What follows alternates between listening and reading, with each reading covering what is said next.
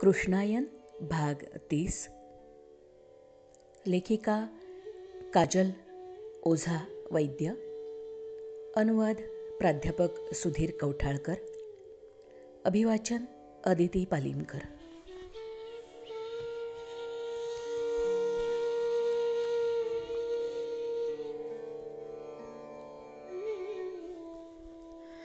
आज द्रौपदीचं मन सतत विचारांच्या फेऱ्यातच सापडलं होतं. प्रत्येक वेदनेत पीडेत सहभागी होणारा हा असा एक मित्र होता ज्यानं स्वतःची वेदना देखील तितक्याच तीव्रतेने अनुभवली होती, तितक्याच खोलपणे सोसली होती. सुभद्रेचं इंद्रप्रस्थात आगमन झालं. तो दिवस द्रौपदीला आठवला. किती रागावली होती, चिडली होती, विचलित झाली होती ती. सखा, स्वतः सखा असं करू शकतो? अजूनही द्रौपदी ते स्वीकारायला तयार नव्हती. अर्जुनाबद्दल वाटणारं प्रत्येक आकर्षण सख्याला माहीत होतं. माझा मोह, स्वाभिमान, वेदना, सर्व काही. मग का केलं असावं असं? कोणत्याही बाबतीत द्रौपदीचं मन त्या दिवशी थाऱ्यावर नव्हतं. तिला कृष्णाला कडवट शब्द ऐकवायचे होते. जे जे तिला त्रासदायक होतं, पीडादायक होतं, ते सर्व सांगायचं होतं. संतापजनक होतं तेही. आणि तशातच सगळं नगर उत्सव साजरा करत होतं. द्रौपदीला कल्पनाच नव्हती की कृष्णा स्वतःच्याच भगिनीचं अपहरण, तेही अर्जुनाकडून करवून आपल्या डोक्यावर तिला आणून बसवेल. शिवाय अर्जुनाला सुभद्रेबद्दल वाटणारं आकर्षण पाहून द्रौपदीचा स्वमान बराच दुखावला होता. खाली राजसभेत गुलाल उडत होता. ढोल नगारे वाजत होते. सनईचे मंगल मंजूळ सूर वातावरणात पसरत होते. आणि द्रौपदीच्या महालात मात्र अंधार, भयानक शांती. सखे, सखे, कुठे आहेस तू? तो आवाज ऐकून द्रौपदीला वाटलं महालातल्या वस्तू फेकून द्याव्यात, आरडाओरड करावी, डोकं आपटून घ्यावं. स्वतःच्या इतक्या जवळ असणाऱ्या कृष्णानं आपला असा अपमान केला, या गोष्टीनंच तिचा क्रोध आकाशाला भिडला होता. सखे, सखे, अगं ओ तर दे, कुठं आहेस तू? अंधाऱ्या दालनात चारही बाजूंना कृष्णाचा आवाज घुमत होता. जवळ असलेला एक लहानसा दिवा त्यानं लावला. दालनात थोडा प्रकाश पसरला. खूप क्रोध आलाय वाटतं. कृष्णाच्या मुखावर तेच स्मित. आणि आपण आज खूप आनंदात आहात. प्रयत्न करूनही द्रौपदीच्या बोलण्यातला कडवटपणा संपला नव्हता आणि लपलाही नव्हता. सखे, रुसली आहेस? छे छे, उत्सव साजरा करतीये. काळे लांब मोकळे केस, अलंकारविहीन शरीर, मुखावर रागाचा लालिमा आणि दुःखाची छाया. पाहतोय आणि अनुभवतोय पण तुझा हा उत्सव, असं म्हणत कृष्णानं बाजूची बैठक ओढली आणि त्यावर बसला. सख्या, का का असं केलंस तू? सुरुवातीपासून फाल्गुनी माझा नव्हताच, आता तर माझ्यापासून पार दूर केलंस त्याला. का केलंस हे? का सख्या, का केलंस? मी सदैव तुझ्या सन्मानाची, सुखाची इच्छा करत आले. सुभद्रेला अशा रीतीनं तू? द्रौपदी पुढे बोलू शकली नाही. तिचा गळा भरून आला, डोळे अश्रूंनी डबडबले. हुंदका गिळून तिनं अश्रू पुसले. खूपदा रडणं शांती देतं. रडणं थांबवून आपण आपलाच श्वास अडकवतो. खरं आहे सख्या, मी रडले, तडफडले, पीडा झाली म्हणजेच तुला माझं असणं जाणवतं नाही. म्हणून तर तू माझ्या इतक्या जवळ आहेस, खरं ना? कृष्ण हसला, मुक्तपणे हसला. नंतर लहान बालकाला समजवावं अशा कोमल निर्मळ आवाजात म्हणाला, खरं पाहिलं तर लहान लहान गोष्टींना स्वमानाचा मुद्दा बनवण्याची आवश्यकताच नाही. या सर्व घटनेचा संबंध तू स्वमानाशी का जोडतेस सखे? का नको जोडू? एका स्त्रीच्या घरात तिची सवत येते, अशा स्त्रीच्या घरात जिच्या इच्छा आकांक्षा विचारल्याशिवाय वस्तू समजून तिची वाटणी झाली आहे आणि तरीही तिनं त्याचा स्वीकार केलाय, अशी एक स्त्री जिनं आयुष्यभर रात्रंदिवस सुखदुःख कशाचाही विचार न करता फक्त 5 पतींच्या विजयाची, न्यायाचीच इच्छा केली, जिनं 12-12 वर्ष पतींसह वनवास भोगला, त्या स्त्रीच्या घरात सवत येते.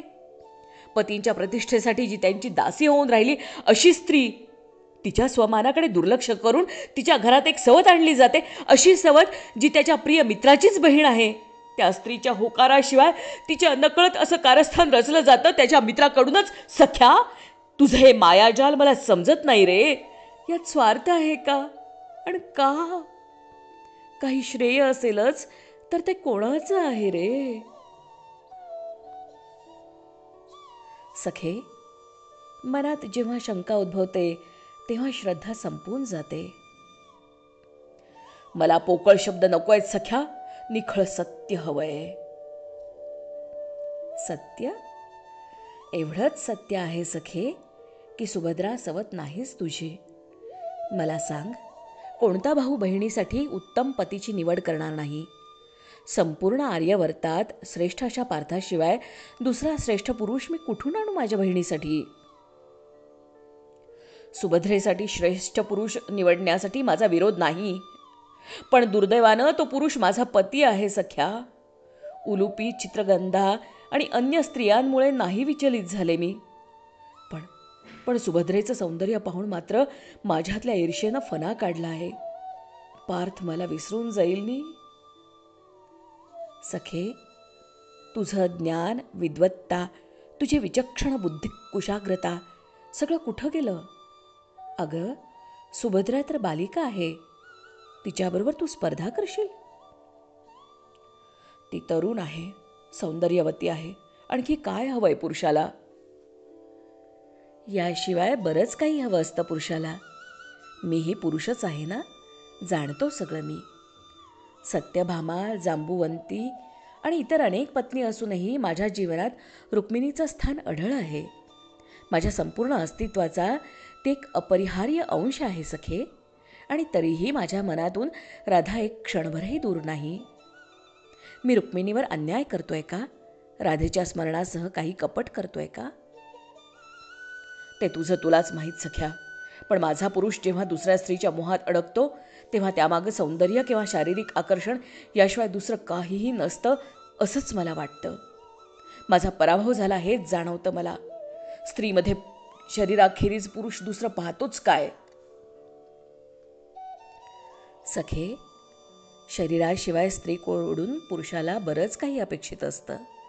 एक प्रेयसी, एक पत्नी, एक मित्र, एक मंत्री आणि कधीकधी एक चतुर असा शत्रू पण. यापैकी काहीही बनू शकणार नाही सुभद्रा. ती केवळ सेवा करेल, ती समर्पित असेल, पण तू स्वयं एक शक्ती आहेस. याचा अर्थ एका स्त्रीने समर्पित होऊनच जगायचं, खरं ना? अबला, अवलंबित, समर्पित नि पतीचं प्रेम मिळवण्यासाठी चरणदासी होऊन राहणारी स्त्रीच स्वीकार्य आहे असंच म्हणायचंय तुला? स्वत्वासाठी झुंजणारी, स्वमान प्रतिष्ठा, स्वतंत्र व्यक्तिमत्वासाठी उभी ठाकणारी, प्रश्न विचारणारी स्त्री प्रेमाला योग्य नाही असंच ना?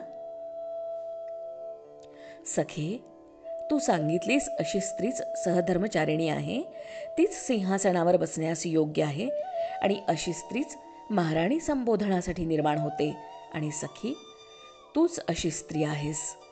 तुझ्या निसर्गदत्त प्रतिष्ठेपुढं आणि भव्यतेपुढं दुसरी कोणतीही स्त्री उभीच राहू कशी शकेल?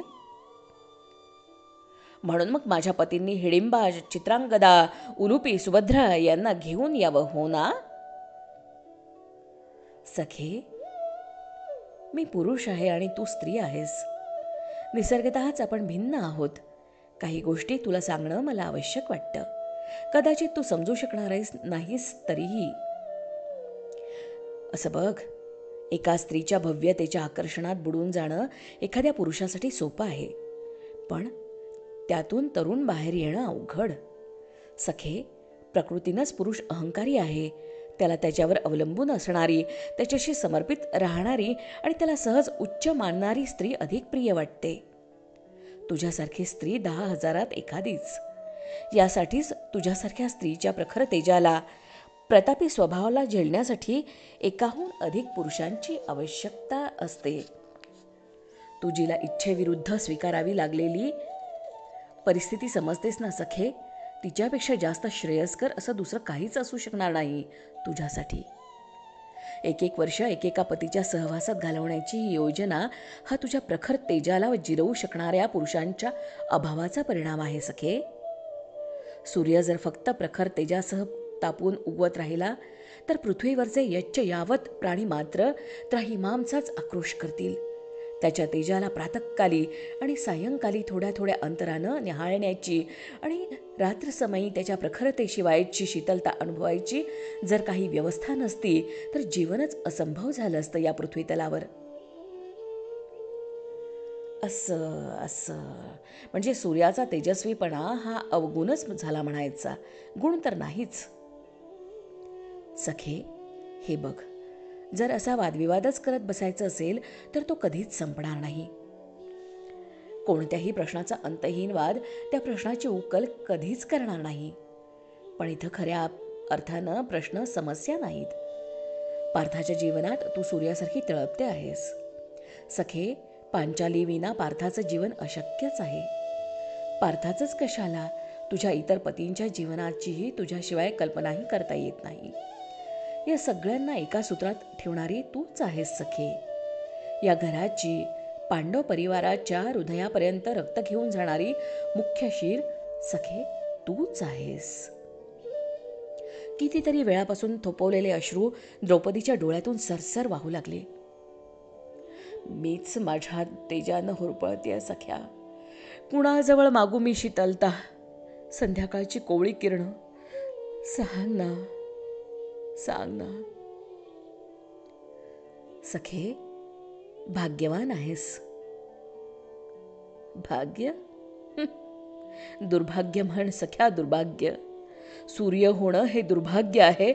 सतत जळण्याचाच शाप घेऊन जन्म घेतलेली मी अग्निकन्या आहे आणि मी एक स्त्री आहे हे मात्र सगळे विसरतात. तसं नाही सखे. तुझं स्त्रीत्व तुझ्या प्रखर तेजामुळे फिक्क पडतं ग. माझा अपराध तरी काय सख्या? माझं स्त्रीत्व, माझं तेज. विशिष्ट व्यक्ती असणं हा अपराध आहे सखे. आपल्या काळाच्या आधी जन्म घेणं हा अपराध आहे. काळाच्या पुढं जाऊन पाहणं आणि जाणणं हा देखील अपराधच. काही मिळवण्यासाठी काहीतरी द्यावंच लागतं ना सखे. जगन्नियत्यानं सगळ्यांच्या पारड्यात सारखी मापं घातलंय, पारडी समसमान तोललीत. सख्या, कधी कधी तू एकटा पडत नाहीस का रे? तुला नाही तुझं तेज चटके देत? मी चंद्रासारखा आहे कृष्णे, परप्रकाशी. माझं तेज माझं स्वतःचं नाही. माझ्या आसपास पडणाऱ्या तेजानं मी प्रकाशित होतो. म्हणूनच माझं तेज माझा दाह करत नाही. पण तू स्वयंप्रकाशित आहेस. जळणं हेच तुझं नशीब आहे पांचाली. माधवा, तुझ्यासारखं तेज देऊन तुझ्या शीतलतेनं माझ्यातला भडकलेला अग्नी शांत करण्याचा प्रयत्न पण केला नाहीस तू. का? का सख्या? कारण त्या तेजाची मला आवश्यकता भासते. त्या अग्निज्वालातच अधर्माला भस्म करायचंय मला. सुभद्रा त्यातली एक समिधा आहे सखे. तुझ्या अंतरातल्या प्रखर अग्नीला अजून काही काळ धगधगत ठेवण्यासाठी. मी तुला कधीही समजू शकत नाही मधुसूदना. मी तरी मला कुठं समजू शकलोय. द्रौपदीला कृष्णाचे डोळे त्यातल्या आसवांमुळे फिकट अंधारातही चमकल्यासारखे भासले. तिथंच तिनं बोलणं थांबवलं होतं. कृष्णाच्या डोळ्यात आसू येतील अशी कोणतीही गोष्ट द्रौपदीला मान्य नव्हती, स्वीकार्य नव्हती. तिनं मनोमन निश्चय करून एक निर्णय घेतला, सुभद्रेला स्वीकारण्याचा. दासीला हाक मारून महालातले सर्व दिवे अत्तरानं प्रज्वलित करून महाल उजळवून टाकण्याची आज्ञा दिली.